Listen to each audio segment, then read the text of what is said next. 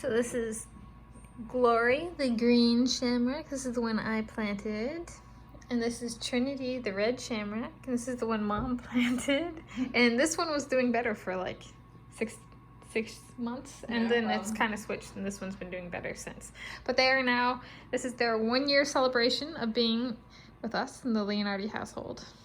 And we're gonna cool the Irish soda bread on the wire rack. Let's go ahead and take it out and look at it, I guess.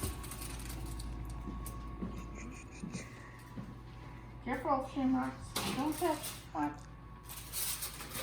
Oh, well, what about that center? It's still bubbling a little. Should we put it in for like another 1 to 2 minutes? It's firm, but I don't know if it's...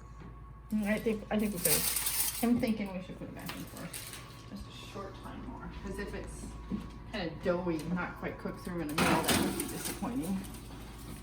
Okay. 2 minutes.